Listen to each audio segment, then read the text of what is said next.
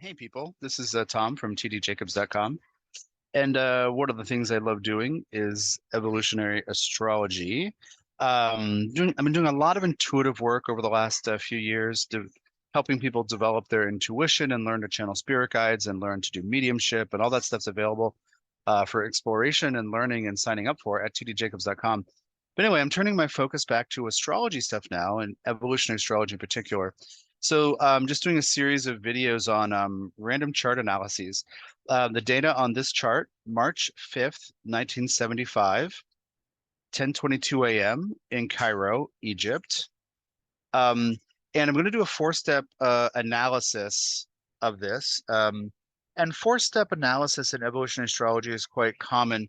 I took what I learned working with Steve Forrest's teachings, and then I went to Hermes or Jehudi, Thoth, Saint Germain, Merlin, and I asked him some questions about soul and different things to fill in the gaps of some of the things that I still had questions about after learning Steve's process. And in that process, um, uh, some refinements came in. So the way I do the four-step story is unique.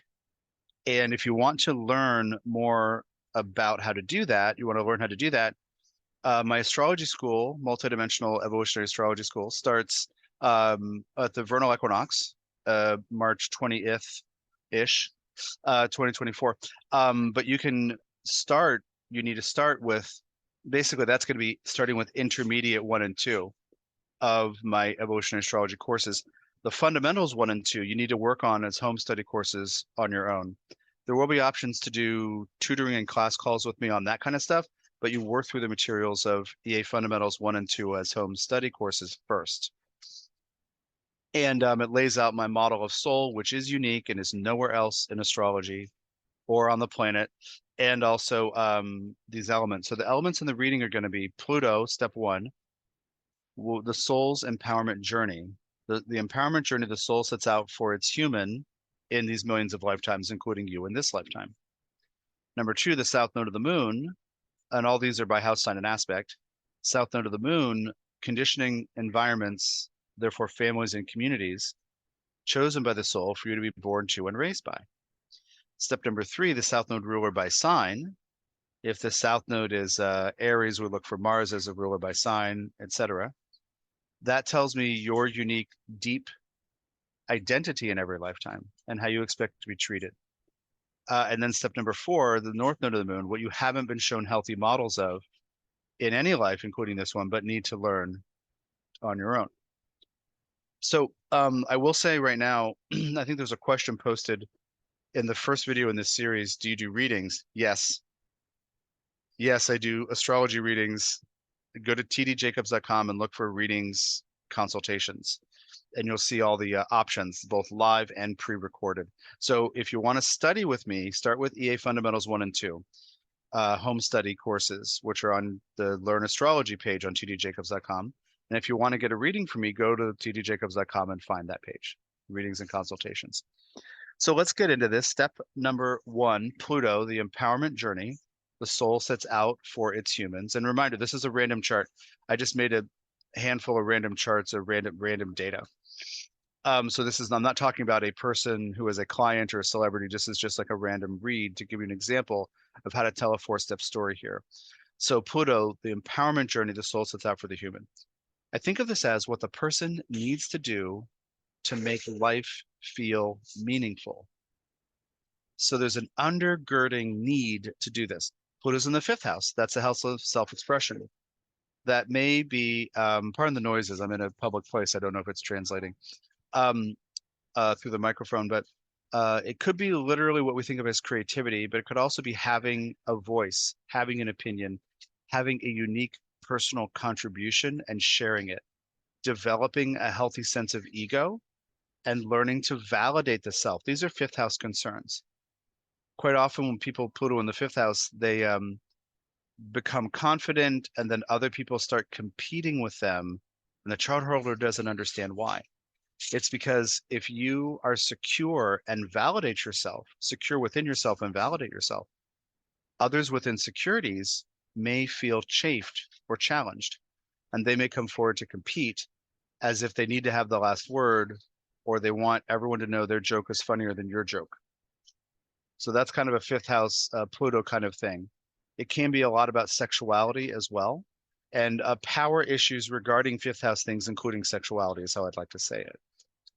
Sometimes people with Pluto in the fifth get a lot of unwanted attention as well, because they're shiny, they may have confidence, they may be quite attractive. If they spend a little effort dolling themselves up, it might pay off quite a lot. So anyway, this is happening through the lens of Libra. So the person's trying to find balance in self-expression, balance in how much this person, you know, emphasizes ego or contributes personal opinions, trying to find balance. May defer to others to avoid conflict is a great banner for Libran energy, especially Pluto in Libra. So the person needs to make some noise and express his or her opinion, but may find, you know, a distaste for conflict and maybe quiet, or may become bombastic and controlling, or have both elements of the personality within, but kind of tend toward one or the other. Libra is about trying to figure out how to create harmony, balance, and fairness. It's not about knowing how to do it already. It's a common misperception about Libra. So this is retrograde, which means technically from the Earth's perspective, when the person was born, the planet appeared to go backward. And it happens for 5 months every year. It doesn't go backward, but we're observed. This is geocentric astrology. The little circle in the middle is Earth in this kind of radix, this kind of chart. And so from Earth's perspective, the way we observe Pluto's orbit around the sun as we orbit the sun, for 5 months every year, it appears to go backward. So what it means is that this person has, in a bunch of lifetimes, including this one, attempted what looks normal because he or she doesn't know what to do. When is it right to speak up, own my opinion? When should I, when is it okay to laugh really loudly? When is it okay to get attention? When is it okay to tell jokes and to be the center of attention? When is it okay to let my art flow freely versus being concerned about if it offends others, etc.? So the retrograde says I need to create my own mosaic, my own from available pieces and models in order to find the right path for myself, so I learn a deep level of self-trust.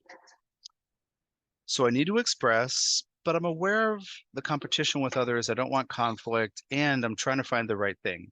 So this kind of Pluto can be exhausting. The fifth house experience can be quite exhausting here. So now let's talk about how Pluto here is square Saturn, retrograde in Cancer in the second. Just kind of a quick and dirty overview. Squares to Pluto say when I'm trying to do this empowerment journey, I receive friction from and may give friction to, criticism from or to Saturn in the second. So authority figures or institutions that are fixed, they don't move. Second house can be very, when it squares you, or a person embodying the energy squares you, you can not move. You can, pick a position that person cannot move. So this can be a battle of, I'm trying to express myself and somebody says, hold up, that's extraneous, that's not efficient, that's not what we do here, that doesn't suit my values. Because planets in the second house squaring Pluto will say, you're using the wrong value system, or you're doing it wrong. That Saturn's retrograde, so maybe they need to figure out crap on their own too. But this person will have issues with Saturn people until he or she learns how to become a healthy Saturn person and not feel or submit to being under the thumb of Saturnian people who don't like what he or she is doing, or who don't support it freely and fully. Pluto is also opposite Venus in Aries in the 11th house. So in opposition to Pluto says, I may feel at odds with people embodying this energy. So we may not understand each other. We may be ships passing in the night, or we might be in a tug of war of some kind. We have different ways of doing things, different reasons, different values. This is Venus, so it's people. So people who fit an 11th house Aries kind of vibe may recurringly show up and say to this person, why are you doing what you're doing? But think about Venus people. They're people we like or we want them to like us, people we're in personal relationship with, lovers, friends, spouses, right? And so this can be a sense of somebody else has an allegiance to a group, 11th house, and my unique opinion threatens that person's status in the group, something like this. Like I'm going to protest, but it looks bad to your employer, loved one, that kind of thing. Like I'm going to protest no matter what, but I understand it's, and then we have this thing we got to work through. It's one kind of example that can happen. And it can also just be repeated butting heads with friends and loved ones sometimes because this person needs to express his or her own opinion, but the opposite, that's not acceptable in the group context as an 11th house idea. That may come up over and over again. Now, in these karmic analyses, I focus on squares, oppositions, conjunctions, and quincunxes with Pluto and the south node and the south node ruler by sign. I don't focus on 6,000 trines, and that's explained in detail in EA Fundamentals 1 and 2. So I am leaving out a couple of trines here, but or a trine and a sextile to the south node. But so that's step one. That's the empowerment journey the person is exploring. Step two, south node of the moon, is indicative of conditioning environments the soul chooses for the person to be born to and or raised by. So south node in the first house, and Gemini says there's first house stuff happening in a Gemini way or with Gemini type motivations in the family I'm born into, and therefore the community we're connected to. There's so many ways this can come out. But what are the things about first house people, first house kind of families can be a collection of individuals that may not gel so well or gel all the time, independent people, self-assured people good in a crisis, people who go it alone, people who don't ask for help sometimes. In Gemini, in a flexible, curious way that opens to new information and new experiences, maybe this person is born in a family in every life where nobody's really ever sitting still enough to spend time with each other and really develop deep understanding of each other. Everybody's got their own things, and in a modern context, um, you know, all the kids are on different sports teams and the parents are running around like, a parent is running around like trying to manage the schedules, and all that kind of busyness is quite common here. Um, let's see, do we have a square to the nodes? We do. Squares to the nodes with this, I would use 10 degrees of orb. Normally I would just use 8 with squares with normal planets, but with the nodes I use 10. And here we have Sun in the 10th house in Pisces. And some EA people will tell you skip step or misstep. That's not part of my teaching at all, but I say an unresolved issue. So let's say, 4 or 5 key things about how to have a Sun and Pisces in the 10th house with this chart. But what if there are 9 or 10 or 11 key things anybody would need to know to be happy and healthy? So the square of the node says, I might trip over my shoelaces doing 4 or 5 out of the 10 things because I don't know them. And people in my family have modeled for me some of these things. So I need to learn to add to my repertoire through making conscious, rational choices about the right way to live this energy.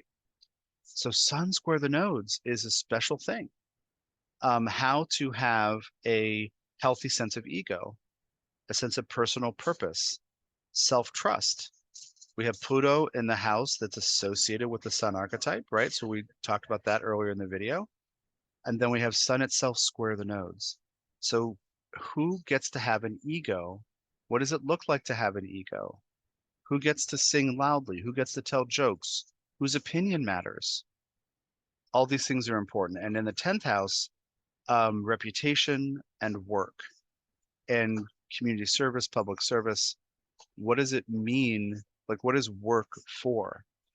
Is work so that I can serve someone else, Pisces, or is work for everyone else to orbit me, Sun, square the nodes in the 10th?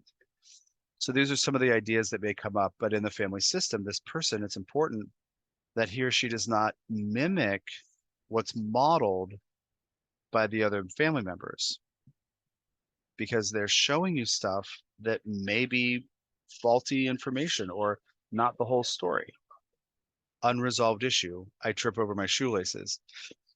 So this person might draw a bunch of attention he or she doesn't want, or might seek attention that isn't going to happen, or gets notoriety or infamy for something that's not healthy or happy or legal, even potentially, right?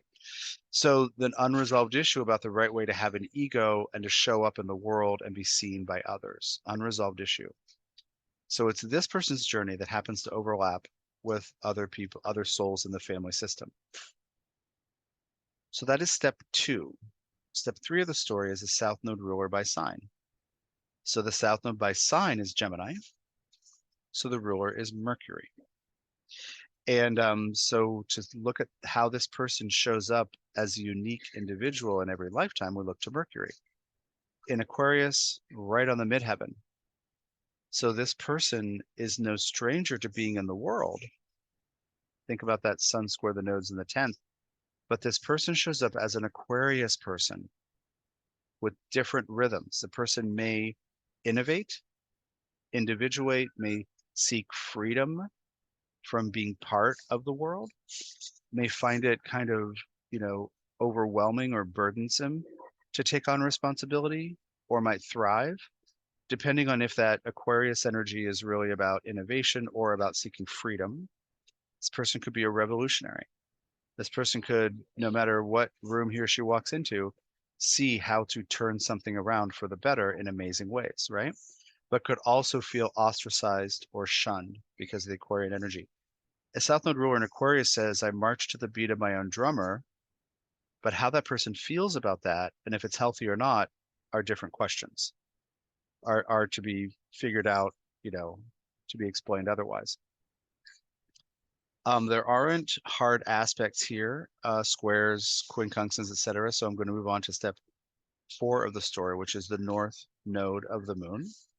And this is what the person has not been shown healthy models of, because the imprinting of the family system in every life, including this one, is about the South Node symbolism, including the square to the nodes, or the sun. So the North Node is what the souls in the family agreed not to show each other, especially healthy models of. So North Node in the 7th says, building something together, building bridges, cooperation, listening to each other, listening to others, asking for help, even if you have to wait to get the help, asking for others' input, even if you have to wait to get it, and developing relationship and learning that relationships are worth having. And the Sagittarius part of it, we can think of it as developing faith that relationships are worth having, redeveloping faith that even if you have to wait 3 days for someone's answer, their input matters. People with South Node in the 1st house, especially in Gemini, might move very quickly in an independent way and not want to wait. It might be torture to slow down to listen to other people, to have to wait for their opinions. So the North Node in the 7th in Sagittarius is giving other people the benefit of the doubt and giving relationships the benefit of the doubt, even when they're challenging and you have to work through things. Now, conjunct this, and again, I would use 10 degrees of orb, conjunct this is Neptune. So Neptune in every life to this person feels far away. Healthy versions of Neptune may not be available to this person. Neptune is part of the psyche, but it's opposite the learning about from the soul's contracts with family. It's in the opposite part of the chart. So the person may sometimes be swept away in relationship and then regret it. The person might trust for the wrong reasons. The person might not be discerning, but merge with other people and then lose him or herself and then snap out of it and then regret it and then not want to be in relationship again.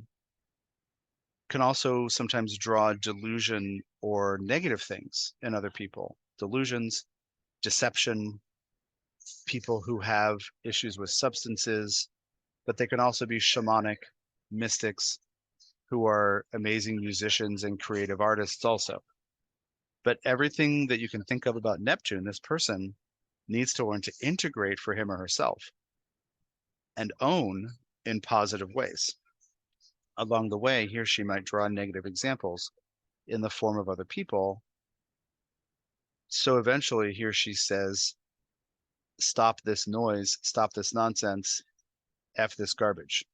So anyway, healthy Neptune within relationship, and I would say trusting people, but also having some filters on what you're available to experience. So you're not just blending and merging with any old person who comes along. So that's a quick and dirty 4-step story. Yes, I do readings. Go to tdjacobs.com and look for the readings and consultations page.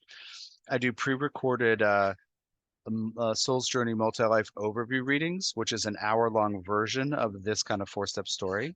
But I add in asteroids and other points and things that I use in my practice, like Lilith and other things. And the 4 main asteroid goddesses plus Lucifer and a couple others that I use. And also live consultations, half-hour or hour-long. And I also do energy work for healing trauma of any kind, including sexual traumas. And so anyway, go to tdjacobs.com, and yes, I do readings. And also, if you want to learn how to do this 4-step story analysis to unlock the karmic or multi-life story in any chart, Evolutionary Astrology Fundamentals 1 and 2 home study courses to prepare you for the intermediate coming March 20th. Go to tdjacobs.com. Take care of yourself.